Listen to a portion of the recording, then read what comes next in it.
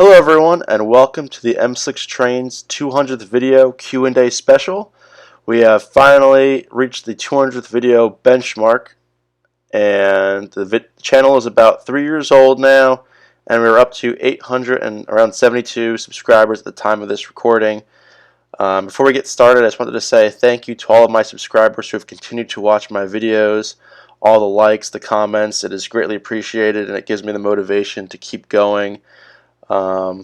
Yeah, it's been a good time, and I appreciate all of you who continue to support me. So I just want to say thank you for that. So let's get started with the Q&A special. I posted a few posts and asked you guys to comment some questions you had for me, and I got a few.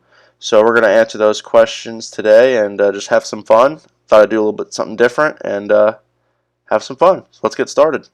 Alright, so the first question that came up was from one of my buddies who's actually not into trains whatsoever, and it was more of a joking question, but he asked what the girth of this model is, and he's referring to this AC44 I posted on Instagram.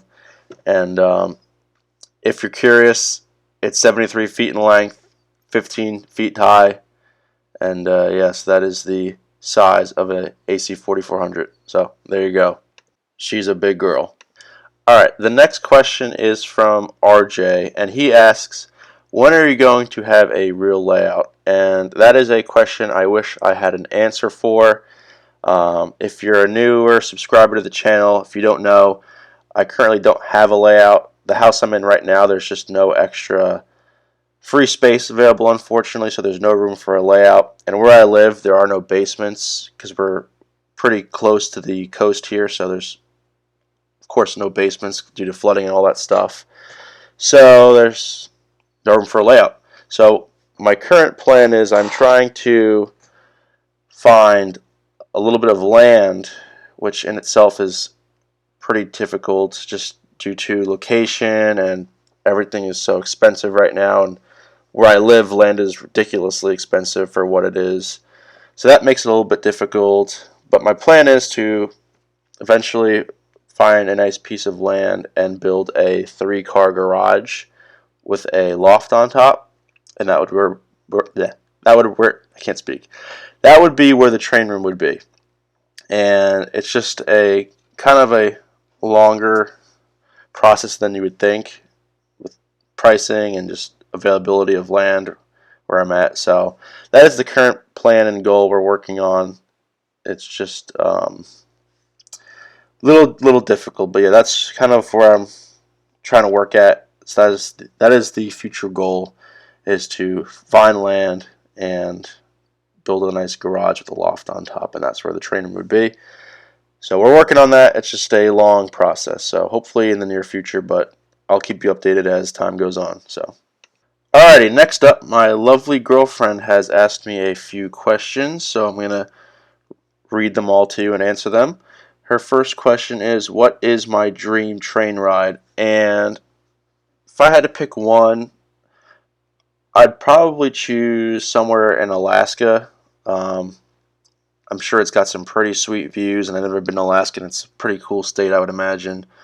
So yeah, I would definitely like to go out there and see like the snowy mountains and all that stuff. So that'd be pretty cool. So I'd definitely pick Alaska, I think.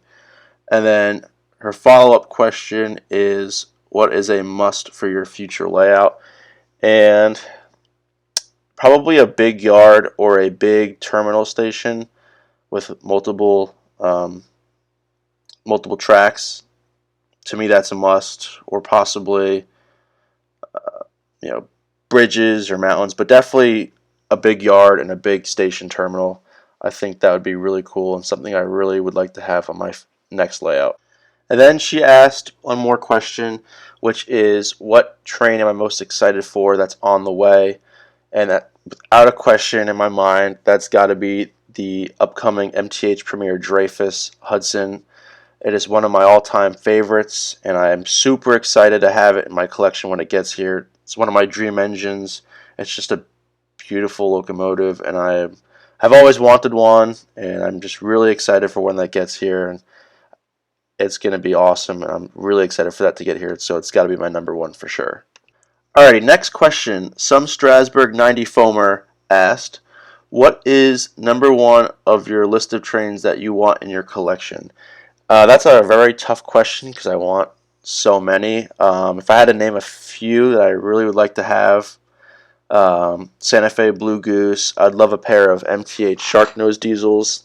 I know Lionel just released theirs a few years ago, but I want my color to be correct, so I'm gonna wait and hopefully MTH will make some in the future. Sorry, Lionel guys, but it's true. Um, what else? Hmm. Oh yeah, I'd love an AEM7 in the NJ Transit paint scheme. I know Atlas has a tooling for that as well as MTH.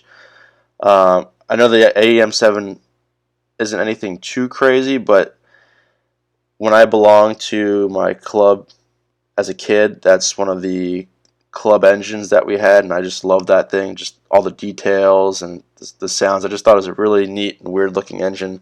So I've always wanted one, and of course, being from New Jersey originally, the NJ Transit is home. So yeah, definitely one of those. But if I had to pick the number one, I'd probably pick the Sharknose diesels just because they're so unique. If I had to think, but I'd probably put Sharknose at number one. And there are actually a couple other engines, but for some reason MTH thought, let's just take all of his money, and they released all of my favorite steam engines in 1 year. The two Dreyfuss Hudsons, or the Empire State Express, and the 20th Century Limit. So those two Hudsons are coming.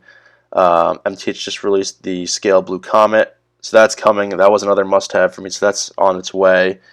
And they also released a new Daylight, so that's on its way. So those are all engines that all my favorites, but I already have those pre-ordered. So yeah, the Sharknose AEM7 or even the Blue Goose, they haven't been offered in a while. But if I had to pick, I'm going to go with probably the Sharknose diesels for my number one pick. And then he also has another follow-up question. He asks, what is the locomotive you have spent the least amount of money on? And that goes to either my Virginia and Truckee 10-wheeler. I bought that when I was younger. I'd say probably around like 16, 17, maybe a little bit younger. It's a Rail King model, but it looks fantastic for a Rail King. It's got beautiful paint, beautiful colors. I just love that thing. And like I said, it's a Rail King model, so it's a lot more affordable than a scale model. I think I paid like $370 at the time, so not too bad for a steam engine that looks pretty nice in my opinion. Like I said, it's not scale, but I think it's a beautiful engine, and for $370 or so, that's not too bad. I mean, it's been a long time since, and I think their prices have gone up.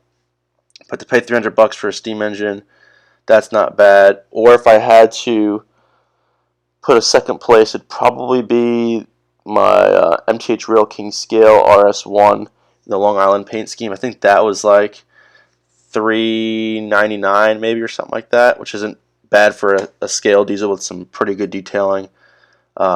So not bad at all for those two prices. I think those are two of my best deals. And of course, if you wanted to count like a MTH trolley, but I don't really know if that counts or anything like that, or the hand car. So if we're talking about locomotive, definitely either that 10-wheeler or the RS1. All right, next question is from Train Bandit, and he asked, do you like steam or diesel better? And that is a great question, maybe even a hard question for some, even me at some times, because I'm torn. Diesels are great. They're big, they're massive, they sound really cool. But to me, steam is always on top. Just watching the wheels turn, the drive rods move, the smoke come out of the stack, and the whistle noise. You can't beat steam. It's the coolest thing. It's a fire-breathing machine. By far, steam is way better. Of course, I do appreciate diesel too. Not saying diesel should not get any praise, because diesel is also pretty neat, but steam is just on top, always will be on top, and it's just the coolest thing to watch and hear and see. It's so many elements to a steam engine are the coolest, and they're just fun to watch in model or real life form, and they're just the best. So definitely Steam is on top. Alright, and last up, Donut476 asks, are you allowed to have pets on a train? And that is a good question. I'm not sure, but if we take it to Google and on Amtrak's official website, it says dogs and cats up to 20 pounds, combined weight of the pet and the carrier, are welcome on trips up to 7 hours on most routes. So there you go, Donut. I guess any bigger dogs are not allowed. That's sad. But yes and no, I guess. So if you have a dog bigger than 20 pounds, RIP. But yeah, so there you go. That is the Q&A for the 200th video special. I had a great time filming this. Thank you to all who asked some questions for me, and I'd like to do this again in the future. It's been a good time. But I just want to say again, thank you to all the subscribers and all of you who watch my videos and continue to support me through likes, comments, and subscriptions. It means a lot, and again, I thank you. So I hope you enjoyed this video. If you're not subscribed already, don't forget to subscribe and like and comment the videos.